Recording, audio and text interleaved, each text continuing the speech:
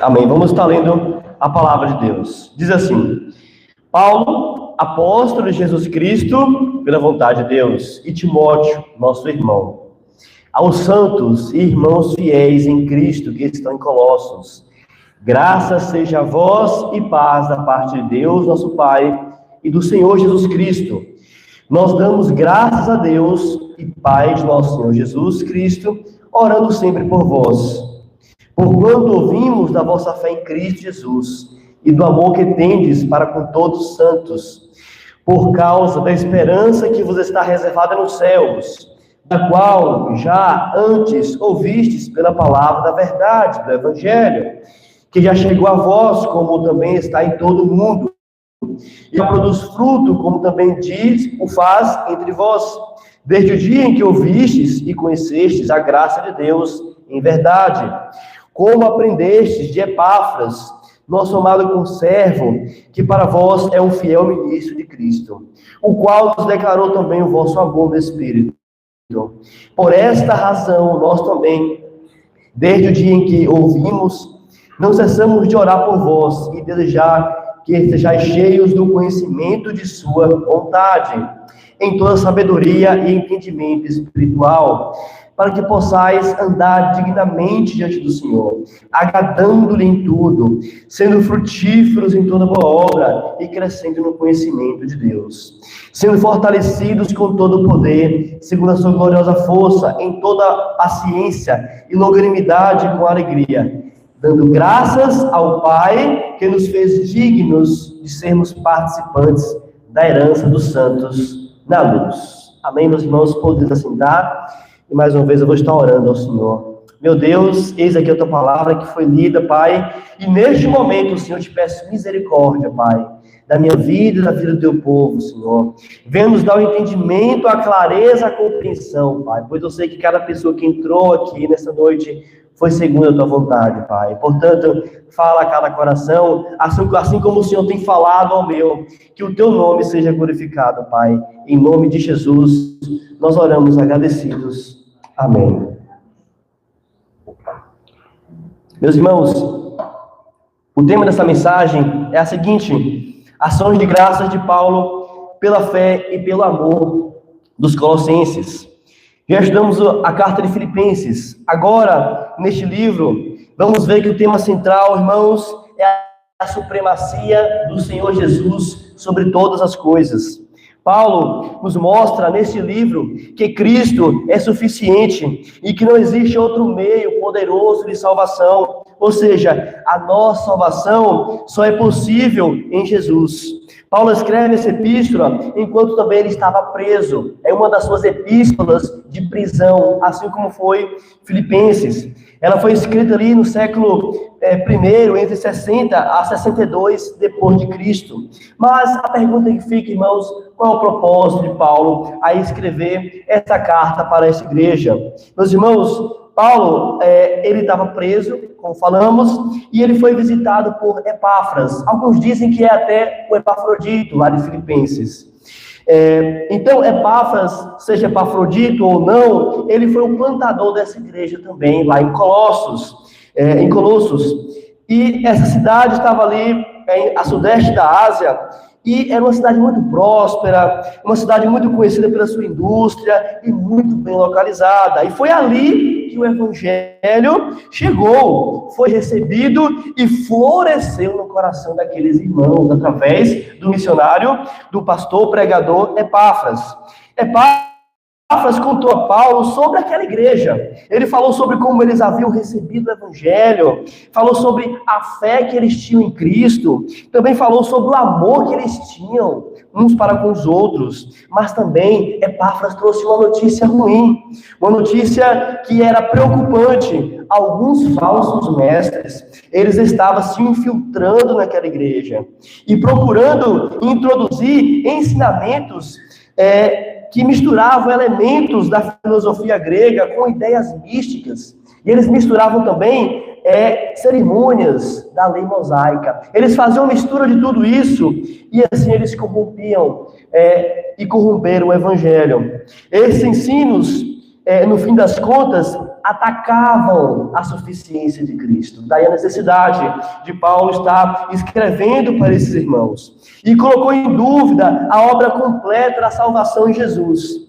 E Paulo deseja, com esta carta, confirmar a fé deles, firmá-los na verdade do Evangelho, ajudá-los a permanecer apegados a Cristo e a não cederem aos falsos ensinamentos. E assim, meus irmãos, é com esta perspectiva que vamos estudar a carta aos Colossenses. É contemplando a grandeza de Cristo e lembrando que, acima de todas as coisas, Cristo é suficiente para o seu povo. Então, nessa carta, vamos ter muito de Cristo, abundantemente. E vamos receber essa maravilha e sermos edificados. Então, versículo 1, Paulo, 1 e 2, Paulo diz: apóstolo de Jesus Cristo, pela vontade de Deus, e Timóteo, aos santos irmãos em Cristo, que estão em Colossos, graça e paz da parte de Deus e do nosso Pai, Jesus Cristo. Irmãos, Paulo, ele nunca tinha ido visitar essa igreja. Foi a primeira vez que ele ouviu através de Epáfras. E ele vai escrever, como disse no início, pelo cuidado pastoral, para confirmar a fé deles. É por isso que Paulo, quando ele inicia, ele diz: eu sou apóstolo pela vontade de Deus.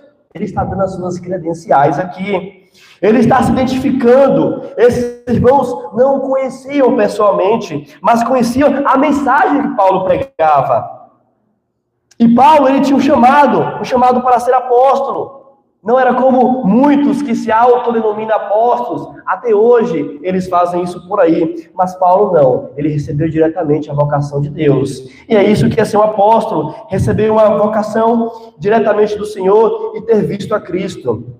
E Paulo, ele não havia recebido essa vocação de nenhum outro homem. Não foi de si mesmo, mas foi exclusivamente do Senhor.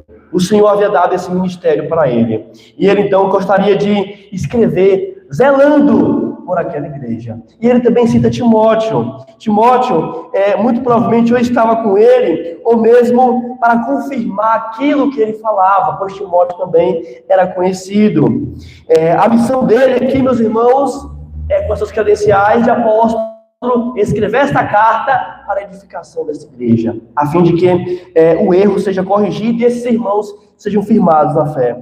No verso 2, ele fala que eles eram santos fiéis em Cristo. Isso aqui é maravilhoso. Eles eram santos. O que caracteriza alguém santo, meus irmãos? É alguém sem pecado? Absolutamente não, mas é alguém que foi justificado. É alguém que foi salvo por Deus. Portanto, são chamados santos fiéis. Esses irmãos de Colossos, eles não eram santos por nascimento, pois todos nós nascemos contaminados pelo pecado, e é uma grande verdade. Muito menos eles eram santos por suas próprias obras, nem porque simplesmente eles foram batizados, pois o batismo não confere salvação a ninguém, mas eles eram santos por causa de Cristo, porque foram eleitos para isso, e porque Deus havia justificado eles pela sua gloriosa força, pela gloriosa obra do Senhor Jesus. Portanto, irmãos, alguém só pode ser santo se estiver em Jesus, se estiver em Cristo. Sem a justiça de Cristo, sem o merecimento do Filho de Deus, estaríamos ainda no velho homem. Então, Paulo diz que eles foram separados do mundo para ser santos. Isso é maravilhoso para nós. Isso é maravilhoso porque enche nosso coração de alegria. Porque a menos que Deus resgate o nosso coração das nossas antigas obras, do nosso velho homem, do nosso pecado, a menos que Deus nos separe do mundo, nunca seremos santos. Então ele deseja a graça e a paz, ainda no versículo 2, graça e paz da parte de Deus, e paz de nosso Senhor Jesus Cristo. Sempre ele diz isso em suas epístolas. Quando Paulo, por exemplo, fala disso, graça e paz, significa que ele está desejando uma abundante paz, uma abundante graça, que nos fortalece, que nos faz crescer. Além disso, isso diz respeito à nossa relação com Deus, de reconciliados. Então, como é bom, meus irmãos, saudar uns aos outros com graça e paz. Quando fazemos, estamos desejando abundantemente a graça e a paz. A graça e a paz que uma vez nos religou a Deus, a graça e a paz que agora temos em relação à nossa consciência para com Deus. E a paz de Deus, que excede todo entendimento, vai superabundar em nossos corações. E isso deve estar abundantemente entre nós, entre o povo de Deus. Bom, meus irmãos, é assim que Paulo inicia se identificando para esses irmãos, a fim de ter uma ocasião de instruir-lhes na fé. Nos versos 3 e 4, ele vai dar graças. Meus irmãos, esses primeiros versos, vamos ver que Paulo está orando por eles. Aqui, como em outros locais da Escritura, é Paulo orando por esses irmãos. É por isso que ele fala: nós damos graças a Deus e Pai de nosso Senhor Jesus Cristo, orando sempre por vós. Paulo vai elogiar esses irmãos aqui agora. Ele dá graça pela obra de salvação que Deus havia realizado no meio deles. E, meus irmãos, as nossas orações devem ser através de Cristo. Observe como Paulo fala: graças a Deus e Pai de nosso Senhor Jesus Cristo. Isso é uma grande lição para nós, algo que já falamos aqui muitas vezes e devemos repetir constantemente. Deus só ouve as nossas orações por causa de Cristo. É na sua autoridade que Ele nos escuta. É porque Ele é o nosso mediador entre Deus e, portanto, somos ouvidos por Deus. E Paulo dá graças a Deus. Constantemente ele diz: por todas as coisas. E devemos, meus irmãos, fazer isso a todo momento. Um coração grato a Deus pela provisão. Um coração grato a Deus por algum irmão que estava fraco na fé e foi fortalecido. Por cada detalhe, por pessoas que são curadas, por pessoas que são transformadas. Uma vida de gratidão se manifesta em oração de adoração. Sabe qual é a oração de adoração? É uma oração que, ao invés de se manifestar apenas em pedidos, ele se manifesta em adoração a Deus. Ele dá graças a Deus, ele se prostra diante de Deus, ele reconhece o senhorio de Deus sobre todas as coisas, ele entende que Deus é soberano, ele se submete à sua vontade, e acima de tudo, ele é grato a Deus. Isso é adoração, meus irmãos, é o que somos chamados a fazer e a viver constantemente. Em 1 Coríntios 1,4, Paulo disse: eu sempre dou graças ao meu Deus por vós, pela graça de Deus que vos foi dada em Jesus Cristo. E esses irmãos de Colossos, eles tinham uma fé firme em Cristo. E Paulo estava lembrando isso para eles. Pois havia, meus irmãos, um ensino que estava crescendo nessa igreja, de que Cristo não era suficiente, que tinha que se guardar a lei mosaica com alguns ritos, com algo místico, misturado com filosofia grega, para ser salvo.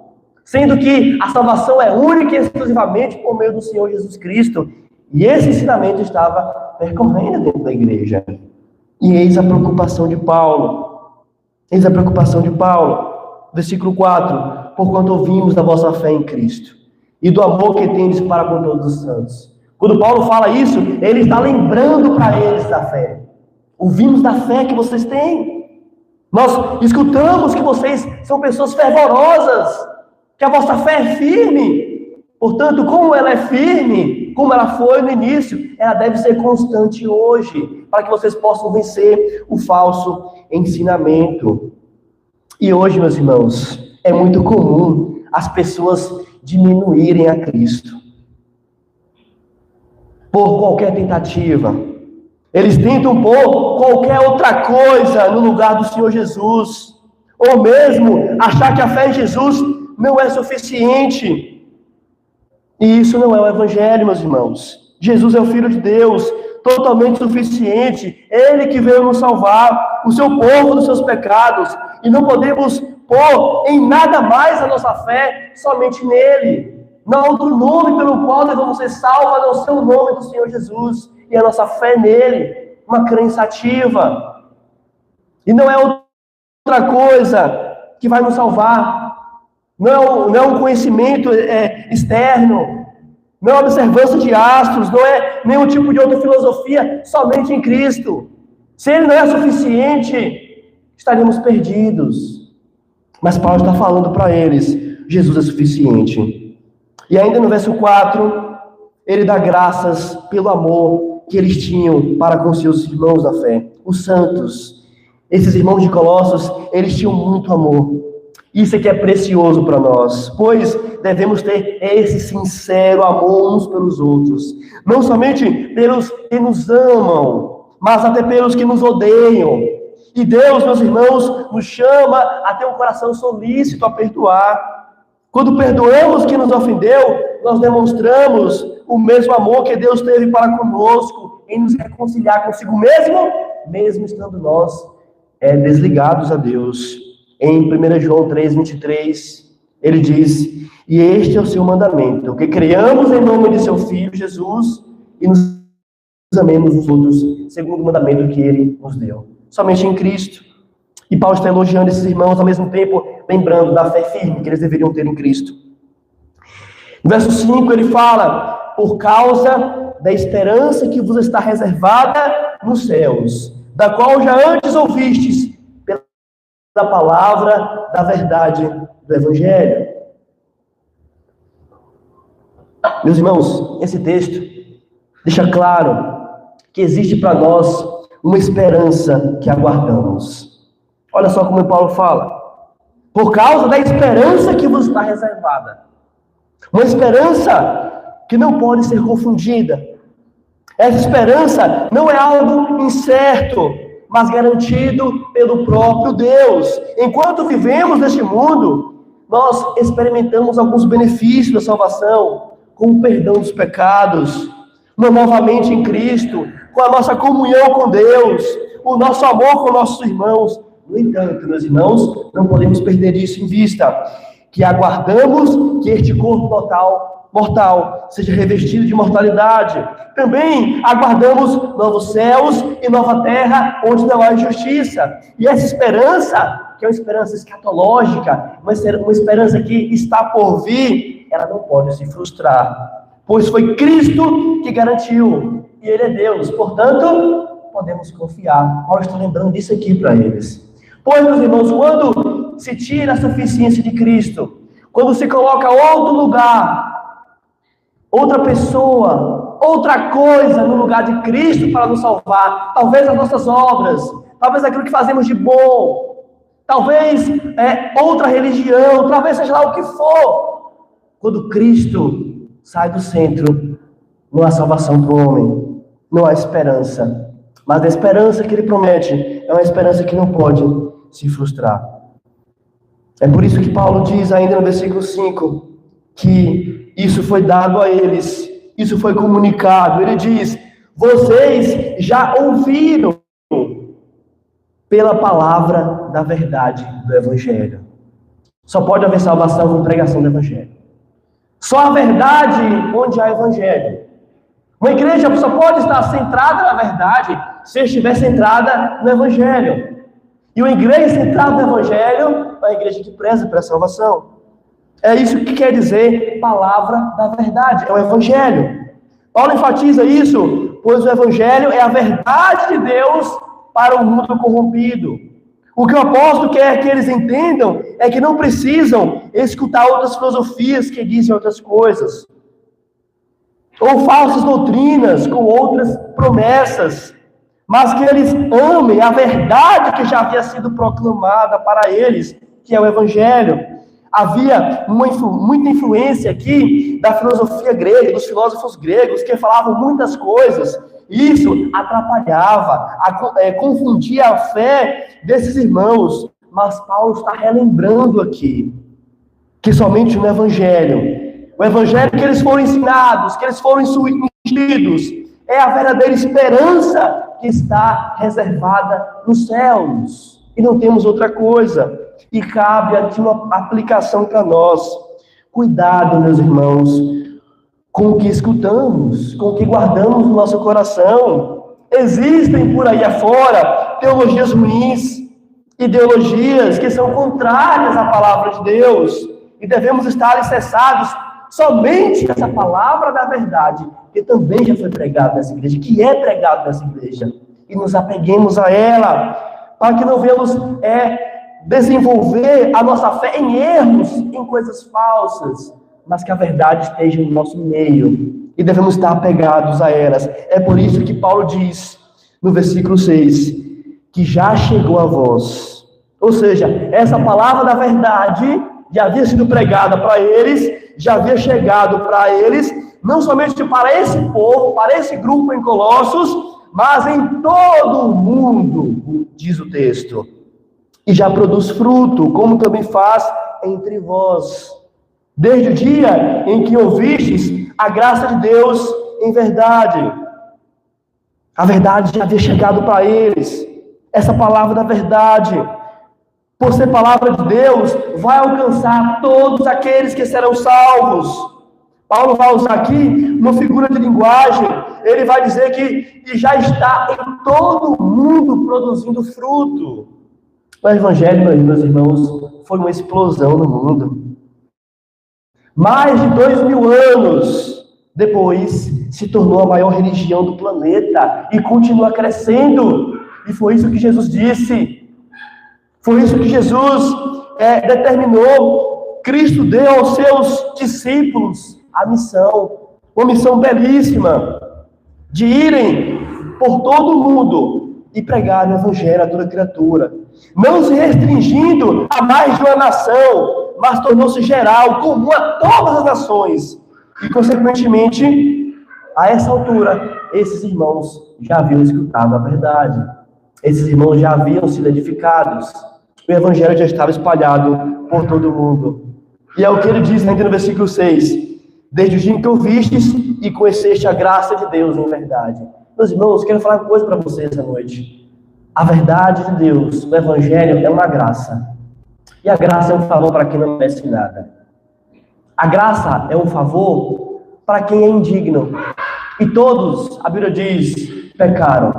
Todos estão destituídos da glória de Deus. Todos se afastaram de Deus. Então, a graça é Deus com misericórdia, nos religando a Deus. A graça é Deus nos reconciliando consigo mesmo. Isso é maravilhoso. É por isso que conhecer a verdade do Evangelho é uma graça. Não é porque nós merecemos. Foi a bondade de Deus que nos alcançou por um favor imerecido. E havia aqui, meus irmãos, como falamos, um grupo em Colossos que dizia que eles tinham que se abster de muitas coisas para serem salvos, e que Cristo era suficiente. Eles não somente misturavam muita coisa, mas também eles diziam que deveriam se abster de certas coisas para ser salvo, como se a salvação tivesse condicionado a boas obras. E essa verdade chegou até eles, e essa verdade é uma pessoa, é Jesus. Então a lição que fica para nós, não precisamos cumprir uma lista de regras para sermos salvos, nem fazer grandes sacrifícios, pois Jesus já fez isso por nós. Isso é o Evangelho. O que fazemos agora é porque já fomos salvos e desenvolvemos uma vida santa para agradar a Deus. E eis a diferença. A santificação é o resultado da nossa vida, da nossa conversão, e não a causa. A vida santa é o resultado de uma genuína conversão. E a santificação vem como consequência. E devemos ter isso em mente, para que a gente não venha confundir as coisas. Versos 7 e 8, Paulo ainda cita que eles aprenderam isso de Epáfras, aquele que pregou o Evangelho para eles. Epáfras era um amado conservo, e Paulo diz que ele era um fiel ministro de Cristo. E Paulo deseja que eles se recordem desse Evangelho puro e simples que eles escutaram. Foi o primeiro pregador. E a pergunta que fazemos, meus irmãos, o que faz um homem ser um fiel pregador do Evangelho? Ou como o Evangelho deve ser pregado fielmente, deve ser pregado para alguém digno, ou melhor, alguém que foi escolhido por Deus? A resposta é fidelidade em anunciar tudo o que Deus diz. Eis a missão. É por isso que ele diz, Paulo, que Epáfras era um fiel ministro de Cristo, porque ele era fiel em anunciar tudo o que Deus dizia em sua palavra. Portanto, o pastor fiel deve anunciar, como diz em Atos 20, 27, todo o conselho de Deus. E ele deve pregar a palavra, conforme está em 2 Timóteo 4, 2. E foi exatamente o que Epáfras fez. ele anunciou a graça de Deus. Que maravilhoso é, irmãos, anunciarmos a graça de Deus. Ele anunciou a verdade de Deus. Ele anunciou o evangelho puro e simples. É o que devemos fazer. E todo cristão, ele é chamado a testemunhar disso. E no verso 8, ele diz os frutos disso. Por essa razão, ele diz, na verdade, o qual nos declarou também o vosso amor no Espírito. O vosso amor no Espírito. Aqui estamos, meus irmãos, diante de um fruto, de uma verdadeira pregação. O fruto de justiça. Eles tinham amor no Espírito. Ou seja, a vida deles era um testemunho vivo de pessoas regeneradas, que viviam em amor uns com os outros e com o Senhor. O amor cristão só é possível a partir da ação poderosa do Espírito Santo. Somente o poder do Evangelho pode fazer isso, que é mudar os corações, transformar vidas e nos tornar frutíferos. Portanto, o amor que você sente uns pelos outros e o amor de Deus para conosco não é algo que produzimos em nós, não é algo que nós produzimos a partir de nós mesmos, mas é algo que o Espírito produz, fruto de uma verdadeira conversão. E tudo isso aqui Paulo está falando para eles, são alguns elogios que Paulo está dando para eles. A partir do verso 9 a 12, a sua oração, ele vai fazer pedidos agora por eles. Paulo já deu graças por tudo. Observe como começou as orações de Paulo. Ele dando graças pela fé deles, pela fé operante, por uma fé viva, firme, autêntica. Ao mesmo tempo, agora, ele vai fazer certos pedidos, que eu chamo pedidos espirituais. Verso 9 diz: por esta razão, nós também, desde o dia em que ouvimos, não cessamos de orar por vós e desejar que sejais cheios do conhecimento de sua vontade, em toda sabedoria e entendimento espiritual. Ao saber, irmãos, da fé deles, dos frutos que eles tinham, ao saber da boa palavra que foi pregada, e também visando edificar ainda mais a fé deles, e que eles crescessem ainda mais, Paulo ora sem cessar, constantemente. Devemos nutrir isso em nosso meio, meus irmãos, é uma aplicação direta para a nossa vida. Ore pelos seus irmãos, principalmente para que eles venham crescer na graça, cada vez mais. Uma das maneiras de demonstrarmos o amor por uns pelos outros é orando uns pelos outros, orando pelos nossos irmãos, até mesmo aqueles que são nossos inimigos. É por isso que Paulo diz lá em 1 Tessalonicenses 5,17, orai sem cessar. A nossa vida deve ser em constante oração, mesmo estando no dia bom como no dia ruim. Devemos ser constantes nisso. E a pergunta que fazemos é: qual era o conteúdo da oração de Paulo?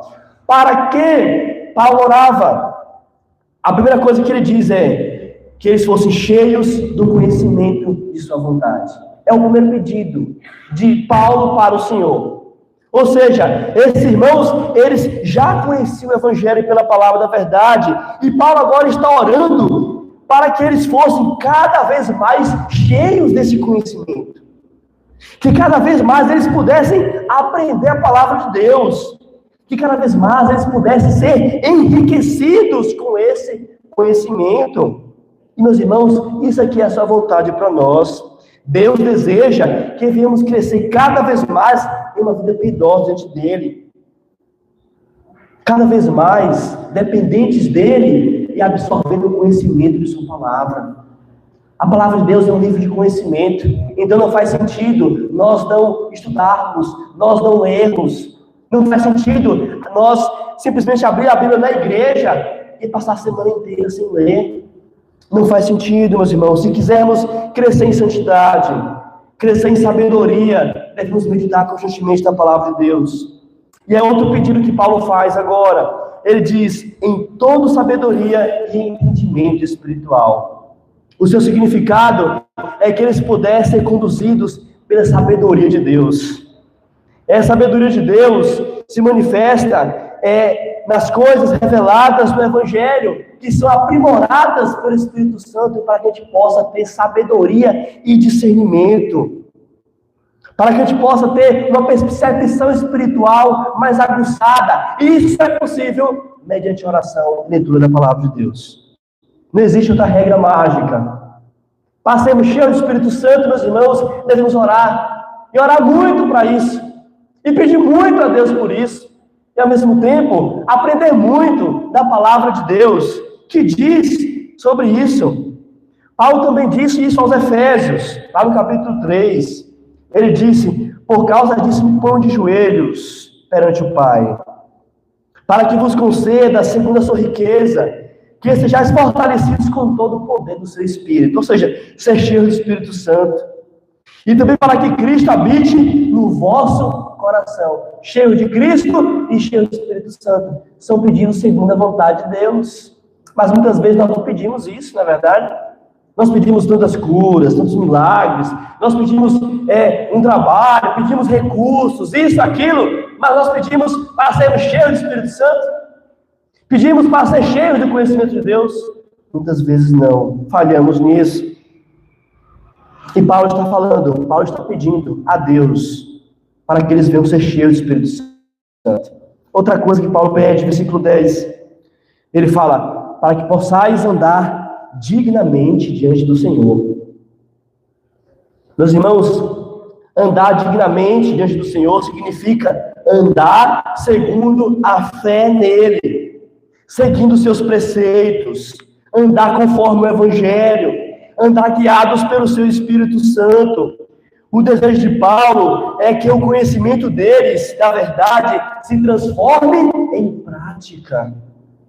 Não adianta você dizer que conhece a Deus, que conhece a palavra de Deus, que já leu a Bíblia e andar segundo a carne. Mas devemos transformar o nosso conhecimento em Deus em prática. E andar segundo o que ele requer de nós. É por isso que depois, em seguida, Paulo fala: agradando-lhe em tudo. Meus irmãos, devemos viver neste mundo uma vida de amar a Deus. O que vivemos hoje neste mundo é uma preparação para a nossa cidade celestial. É uma preparação para o mundo vindouro. Estamos aqui em uma pátria estrangeira. Embora cidadãos deste mundo, não pertencemos a este mundo. E devemos andar a vida, como diz Paulo, agradando-lhe em tudo. Paulo ora também para que tudo que eles façam em Cristo, boas obras, venha dar glórias a Deus. Tudo que fazemos, devemos fazer para a honra da glória de Deus, até mesmo as mínimas coisas possíveis. Um homem sem Deus, meus irmãos, não consegue fazer isso. Por isso, não podemos nos vangloriar de absolutamente nada, pois tudo que há em nós de bom não é nosso, é de Cristo. Mas tudo que há de mal em nós é nosso. É o nosso coração pecaminoso. E tudo que há em bom em nós é o Senhor Jesus. Um homem não regenerado não pode agradar a Deus em nada. Sem fé em Cristo, é impossível agradá-lo por qualquer coisa que possamos fazer. É por isso que Paulo está orando aqui para que eles sejam frutíferos. Ainda no versículo 10, ele diz: sendo frutíferos em toda boa obra e crescendo no conhecimento de Deus. Irmãos, somos árvores frutíferas, plantados no Senhor. Por isso, vamos dar muito fruto. É uma promessa que Deus nos fez. Aqueles que estão em Cristo, eles vão dar muitos frutos. Deus deseja que devemos frutificar em todas as coisas. Não podemos viver a vida inteira sem produzir frutos de uma verdadeira conversão. Frutificar, sabe o que significa? É cada vez mais o pecado sendo enfraquecido em nós. Cada vez mais nós deixando de fazer coisas pecaminosas, de agradar a carne, e então crescer nas coisas boas, nas boas obras, em amor, em graça, em comunhão, em piedade, em santidade. Isso é frutificar segundo a Bíblia. Paulo ora para que eles sejam frutíferos em tudo, como Jesus disse lá em João 15:5. Eu sou a videira, vós sois os ramos. Quem permanece em mim e eu nele, esse dá muito fruto, porque sem mim nada podeis fazer. Somos totalmente dependentes. Não há independência de Deus, nem independência de Cristo. E ele fala ainda, no versículo 10, crescendo no conhecimento de Deus. Crescendo, é continuamente. Você não pode falar, eu cresci já. Não, você vai crescendo. É um progresso. Você vai progredindo. Devemos prosseguir crescendo nesse conhecimento do ser de Deus, de quem Ele é, dos seus atributos, de sua graça, de sua vontade. Devemos também conhecê-lo, meus irmãos, como um Pai de aliança, de amor.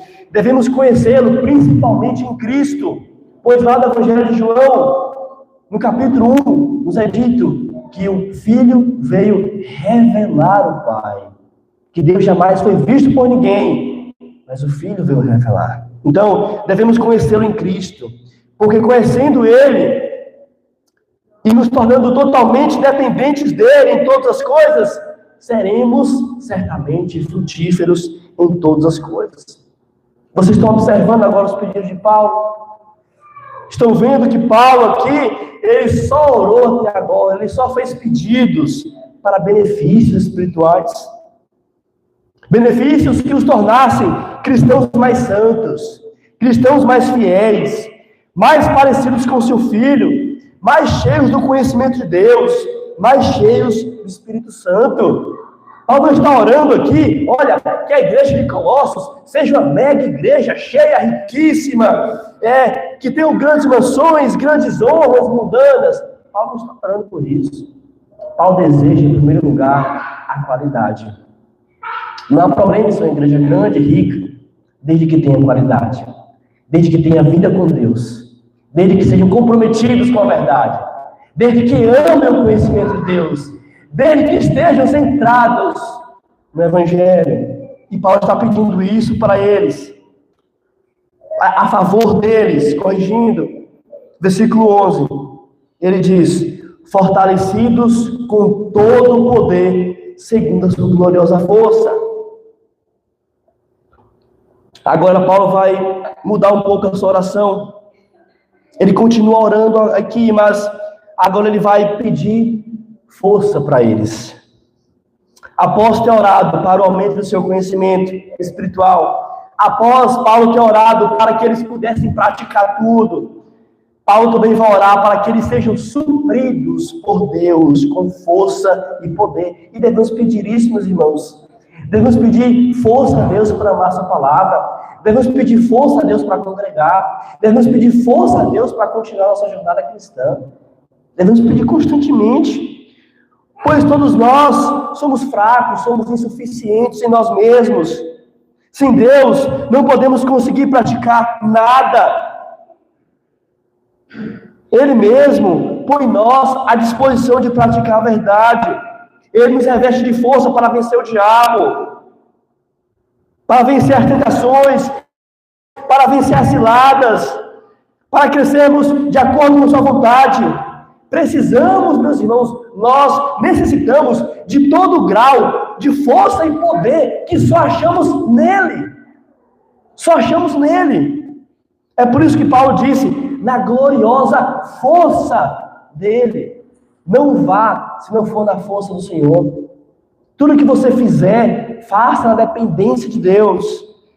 Em Efésios 6:11, Paulo disse, revesti-vos de toda a armadura de Deus, para que possais estar firmes contra as astutas ciladas do diabo. Só é possível vencer o diabo estando arraigado em Cristo, estando alicerçado em sua palavra, estendo em oração. Só é possível vencer as ciladas dessa forma. Além disso, ainda no versículo 11, após ter pedido forças a Deus, ele diz que eles pudessem caminhar em toda paciência, longanimidade e alegria. Por que Paulo pede isso aqui para eles, meus irmãos?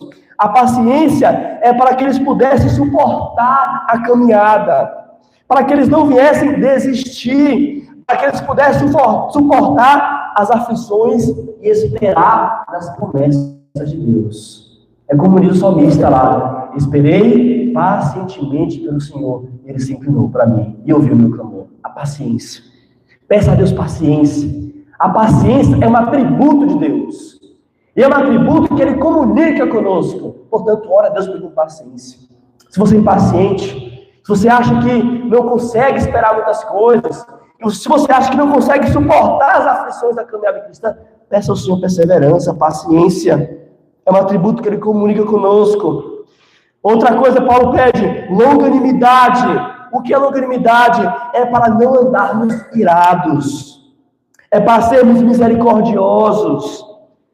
Para, na dificuldade, não nos desviarmos da verdade e para exercermos o perdão. Então, se você não tem paciência e se ira facilmente, anda irado, peça a Deus longanimidade. Peça a Deus que venha colocar no seu coração um espírito longânimo, paciente, para que você seja calmo, para que você não ande de forma explosiva, para que na dificuldade você também não venha se desviar da verdade. E por último, Paulo pede alegria. Alegria no Senhor. Pois a alegria do Senhor não permite que o nosso coração ande descontente, mas plenamente feliz em Cristo. Meus irmãos, que coisa terrível é um cristão que não tem alegria. Eu não digo que o cristão ele não vai ter momentos tristes. Passamos por momentos de dificuldade, mas mesmo nos momentos de dificuldade, nós passamos na alegria do Senhor. Neemias 8:10 diz: porquanto a alegria do Senhor é a vossa força. A alegria do Senhor é a vossa força. Não é a alegria que é nossa, é que vem dele. Porque Deus a todo momento está feliz, a todo momento Ele é contente consigo mesmo. E isso contagia o nosso coração. Sabe por quê? Porque nós estamos unidos a Ele. Estamos ligados a Ele. E Ele comunica isso conosco, meus irmãos. Então, o fruto do Espírito deve ser algo evidente na nossa vida. Aqui estão algumas características do fruto do Espírito. Paulo citou paciência, longanimidade e alegria. E isso deve ser algo evidente em nossas vidas, pois evidencia uma verdadeira conversão. Paulo ora para que eles tenham isso em abundância. Ele disse isso também em Gálatas 5:22, quando ele disse: o fruto do Espírito é amor, alegria, paz, longanimidade, benignidade, bondade, fidelidade, mansidão e domínio próprio. Observe que maravilha. Ele fala um fruto. Ou seja, o Espírito Santo habitando em nós, operando isso em nós, vamos produzir tudo isso aqui. É um fruto. E Paulo conclui no último versículo 12. Ele diz: dando graças ao Pai, que nos fez dignos de sermos participantes da herança dos santos da luz. Paulo iniciou sua oração agradecendo a Deus e ele termina agradecendo a Deus. No meio dessa oração ele fez pedidos, mas a sua oração não foi um fim em si mesmo em pedidos apenas, mas em gratidão. Ou seja, uma oração que é adoração. Ele conclui dando ações de graças por eles, agradecendo a Deus pelo fato da obra redentora de Cristo nos tornar filhos de Deus e herdeiros do reino celestial. E aqui, meus irmãos, Paulo vai novamente contra o falso ensino que estava tendo na igreja de Colossos. Eles acreditavam que os seres cósmicos tinham alguma autoridade sobre os crentes. Isso não é verdade. Ou tinha algum poder de salvação. Paulo enfatiza aqui que somente em Cristo é que podemos ser salvos. E Ele é suficiente. É por isso que ele diz: Ele nos fez dignos, ou a palavra idôneos, que significa tornar alguém apto, tornar alguém equipado. É isso que significa idôneos. Tornar apto, equipado. Refere-se a Deus nos habilitar e conceder aos crentes que possam participar da herança, enfatizando que essa condição é um presente de Deus. Em outras palavras, é Deus pegar alguém que não merecia, alguém que não tinha aptidão nenhuma, alguém que não estava equipado, e Deus simplesmente equipar, e Deus simplesmente tornar digno, e Deus simplesmente dar uma herança no reino dos céus. É Deus salvar. É por isso que Paulo diz: Ele nos fez idôneos. Foi Ele que nos fez. É uma ação deles. Deus é ativo aqui, nós somos passivos. E essa herança, meus irmãos, é a glória do porvir. é a glória celestial. Fomos habilitados, aprovados, dignos para morar lá, não por nós, mas pelo Senhor, por sua graça, para viver em eterno gozo e alegria por Ele. Mas não foi porque nós tínhamos capacidade, até porque nós não estávamos habilitados, éramos inaptos e Ele nos tornou aptos para essa herança. Também não é porque tínhamos capacidade, mas Ele nos fez dignos. E Ele nos fez dignos ao nos justificar pela fé em Cristo e nos adotar como filhos amados. Lá em Romanos 8:17, Paulo disse: e se somos filhos, somos também herdeiros, co-herdeiros de Deus em Cristo. Se com Ele sofremos, também com Ele seremos glorificados. Observe como participamos. Estão vendo aqui o pedido de Paulo, como ele deseja que esses crentes, eles cresçam no conhecimento de Deus, como de pessoas que eram indignas, passaram a ser dignas por causa da justiça de Cristo, que foi Deus quem ativamente os salvou, que foi Deus quem, de forma poderosa, os tornou dignos do reino celestial, e que nós não merecemos absolutamente nada. E devemos, meus irmãos, diante disso, nos prostrar e dizer: ao Senhor pertence a salvação. Ao Senhor pertence toda a glória e não a mim. Pois Ele nos salvou com sua soberana graça. Amém? Eu tenho algumas aplicações para nós, 3. A primeira é: devemos ter cuidado com qualquer coisa que diz que Jesus não é suficiente para a nossa salvação. Tenha cuidado, meus irmãos, com qualquer coisa que tire a centralidade de Cristo, com qualquer ideologia, filosofia ou outra coisa que diz que você tem que fazer mais alguma coisa para ser salvo, pois em Jesus já temos a suficiência. Devemos depender dele constantemente. Outra aplicação: Cristo deve avançar, ou melhor, o cristão ele deve avançar em uma fé operante, em uma fé viva, pois Jesus nos chama a frutificar diante dele e frutificar nele. Obrigado, irmão. O cristão deve avançar em uma fé operante, pois Jesus nos chama a frutificar nele. Uma fé operante, meus irmãos, é uma fé ativa. É uma fé que não depende das circunstâncias, ou melhor, não está bem nas circunstâncias apenas, mas ele está a todo momento, independente das circunstâncias, avançando e frutificando nele. E terceira aplicação: as nossas orações devem visar uma vida espiritual melhor diante de Deus. Portanto, ore para ser mais parecido com Cristo, ore para ser mais santo, ore para ter mais frutos, ore para ter mais conhecimento de Deus, ore para glorificar a Deus em todas as coisas da sua vida. O pastor Thomas Watson, ele disse: nós oramos para que Deus nos dê um coração santo. E essa oração está de acordo com sua vontade. Como Paulo disse aos Tessalonicenses, a vontade de Deus é a vossa santificação. Amém? Que o Senhor aplique essa palavra.